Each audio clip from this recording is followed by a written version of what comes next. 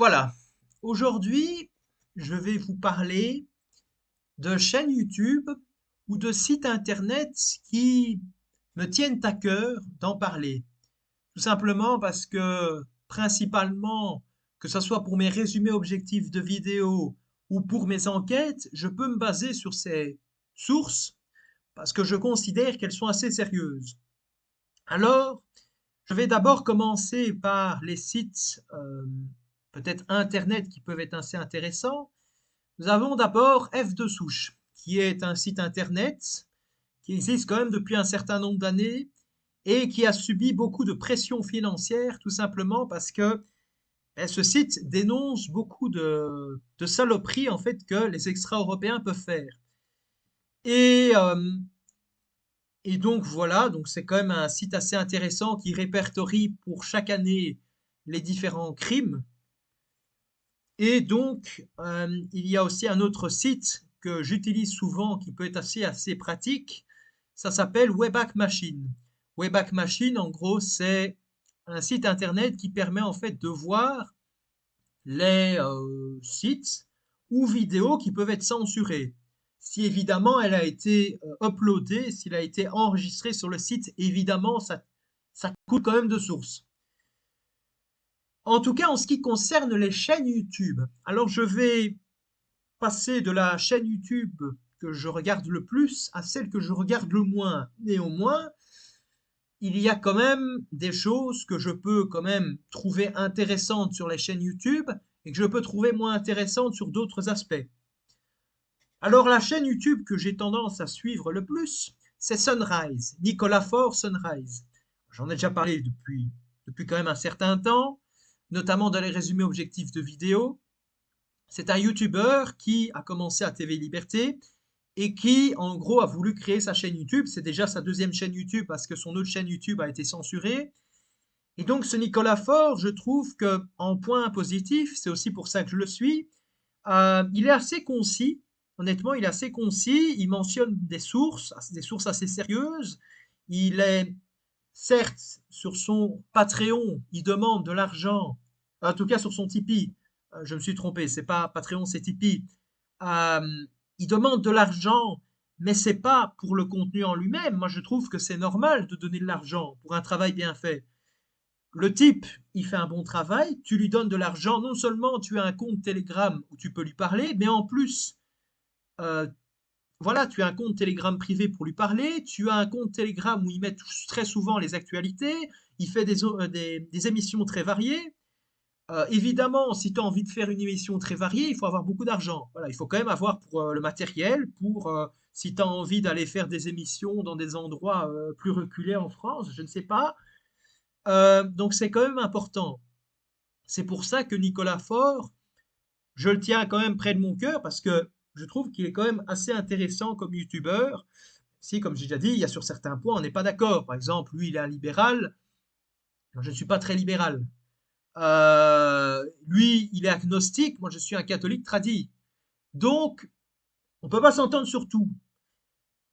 Mais on s'entend sur un point, c'est que il y a quand même des choses graves qui se passent en ce moment et que la civilisation européenne est en danger, et la civilisation occidentale en général.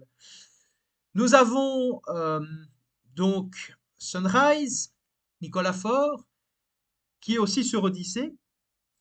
Et donc après, nous avons comme chaîne que j'ai tendance à suivre assez souvent aussi, Vérité et Avenir. Alors lui, pour le coup, je le suis moins souvent parce que ces émissions, elles durent très longtemps. On peut avoir des émissions qui durent une bonne heure, comme ça peut durer 5 heures, ces émissions.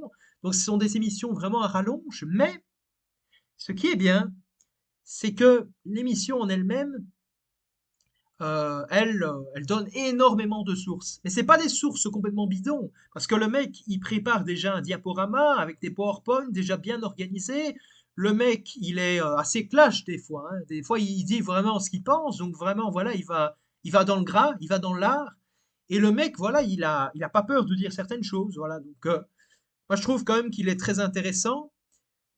Euh, Et il aborde vraiment un peu tous les sujets. C'est ça qui est quand même l'une de ses forces par rapport peut-être à Nicolas Faure, c'est que Nicolas Faure, il aborde surtout le sujet du déferlement migratoire et du changement démographique de l'Occident.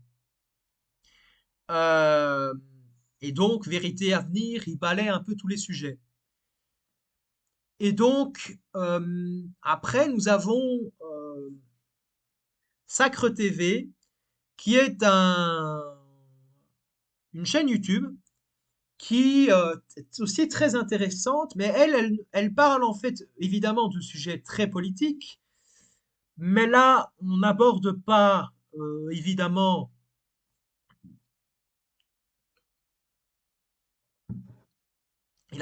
cette chaîne YouTube n'aborde pas toujours les sujets de cette histoire d'immigration, mais là, il parle vraiment de la monarchie et en quoi ça pourrait régler certains problèmes actuels. Mais là aussi, de même, il y a beaucoup de sources. Ils sont assez rigoureux au niveau des sources. Et c'est une force parce que nos ennemis politiques, ils vont toujours nous reprocher des sources un peu foireuses ou je sais pas quoi. Donc il faut toujours être très, très, très rigoureux. De même pour le cercle Richelieu, sauf que le cercle Richelieu, c'est aussi un cercle de royalistes, ce qui est assez rare, une chaîne YouTube comme ça. Sauf que là, ils mentionnent peut-être moins leurs sources. C'est peut-être un défaut que je peux leur reprocher, mais je veux dire, à part ça, ils sont quand même assez bonne ambiance. Puis, il y a aussi une autre chaîne YouTube qui s'appelle Marion Sigaud. Donc, comme j'ai pu l'expliquer de par le passé, Marion Sigaud, depuis ses 50 ans, elle est historienne, en fait. C'est quand même pas n'importe quoi.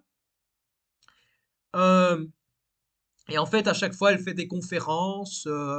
Elle a été dans certaines archives que beaucoup de gens n'ont pas été dedans, et donc elle a fouillé certaines choses que beaucoup de gens n'ont pas vraiment eu accès. Alors, on pourrait aussi se dire que Henri Guillemin aussi allait feuilleter comme ça les arbres généalogiques pour voir si tel ou tel avait des secrets ou pas. Un peu les people de l'époque, hein, les magazines people de l'époque. Bon. Puis alors, nous allons passer au prochain youtubeur. Nous avons Alexandre Le Breton. Alors lui, il parle pas vraiment d'immigration, je ne sais pas quel sujet. Lui, c'est assez opposé à ça. Là, on parle de pédocriminalité et de MK Ultra. Alors, comme vous le savez, la pédocriminalité dans notre société est un fléau. Vraiment, au niveau des trafics humains, c'est vraiment catastrophique. Et MK Ultra, ça a été un projet qui fut initié par la CIA, et ça, c'est pas une théorie du complot, c'est bien réel. C'est même sur le site de la CIA. C'est au début des années 2000, ils ont dû, parce qu'il y a la loi de la transparence aux USA, rendre public leurs informations.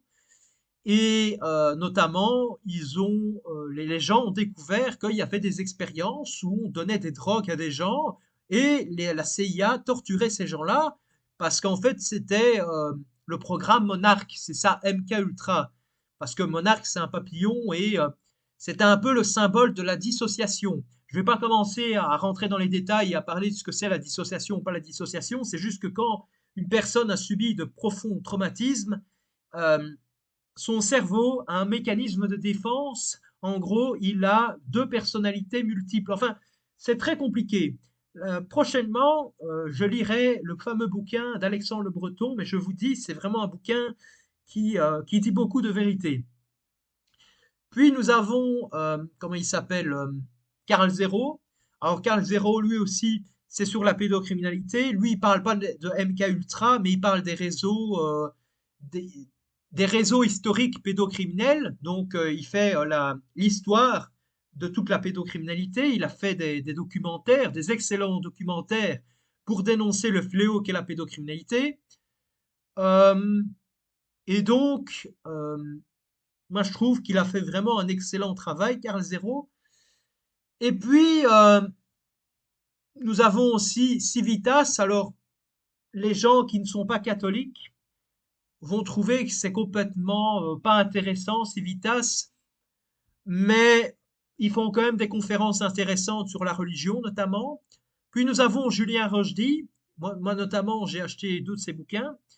C'est je pourrais dire, un philosophe autodidacte il a quand même vendu des bouquins qui se sont vendus quand même dans plusieurs pays différents, traduits dans plusieurs langues. Donc c'est quand même un type qui est quand même une certaine pointure.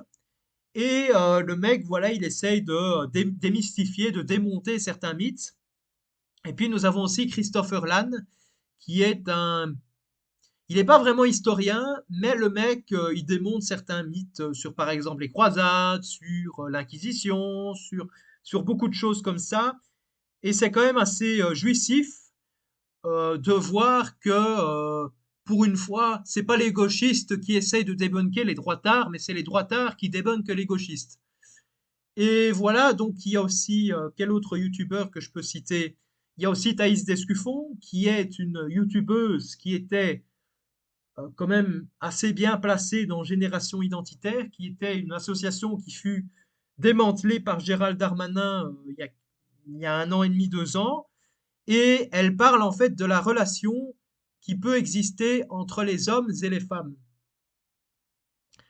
En tout cas, les relations, toxiques ou pas. Et ça peut être assez intéressant quand on sait que si le couple ne fonctionne pas dans la civilisation, et donc le couple c'est le terreau de la civilisation, ben, c'est finito en fait, c'est fini. Et puis, quel autre youtubeur je peux encore citer?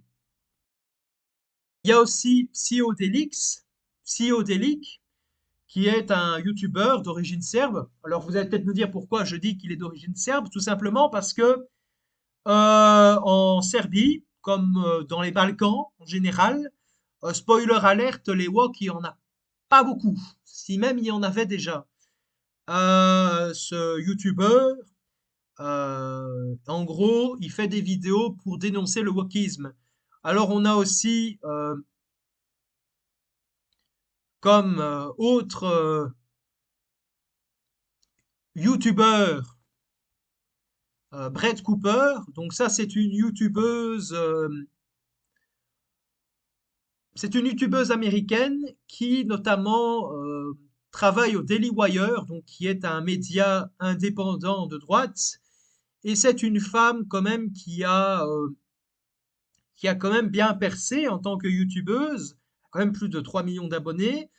Et je ne sais pas si vous connaissez la polémique, mais il y a eu une histoire de Blanche-Neige avec les 7 nains. Et donc, en gros, pour faire court, il y a une histoire avec les nains. Et donc, les Wok, ils considéraient en fait qu'il ne fallait plus mettre de nains parce que ça discriminait en fait les nains.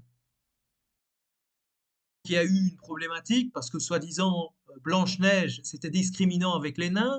Donc en fait, ils voulaient en fait faire un nouveau film d'action, enfin un nouveau live action, pas film d'action, avec des personnes qui ne seraient plus des nains, mais ce qu'on appellerait des bandits.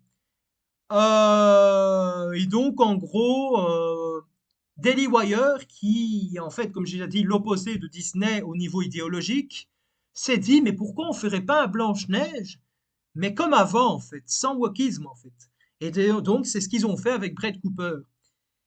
Et voilà, donc, il y a aussi comme autre youtubeur que je peux conseiller, Moda Malin, qui est un youtubeur notamment qui est assez sérieux parce que lui, il lit beaucoup de bouquins, il lit des bouquins et il fait une genre de fiche de lecture. Et puis nous avons aussi la chaîne YouTube VA+, qui est en fait une valeur actuelle. C'est un journal qui existe quand même depuis une quarantaine d'années. Et en fait maintenant, il y a sa déclinaison sur YouTube. Et en fait, ça parle de beaucoup de sujets de société et ça peut être assez intéressant pour les normies. Et puis nous avons Livre Noir, qui est un site assez intéressant puisqu'il y a des débats avec des figures de droite, même certaines même de gauche, sur des sujets très variés de la société, avec des interviews assez fines, avec des questions assez intéressantes. Et puis nous avons TV Liberté. En gros, TV Liberté, c'est une chaîne YouTube bah, un peu comme Valeurs Actuelles. C'est une chaîne YouTube un peu comme Valeurs Actuelles, avec plus de moyens évidemment. Et c'est un peu, avec des gros guillemets, les, c'est un peu l'équivalent des médias gauchistes à droite. TV Liberté, c'est un peu le média de droite par excellence. Et voilà. Donc, en gros, je vous ai cité les principaux youtubeurs que je regardais. Et donc voilà. Je vous souhaite une très bonne journée.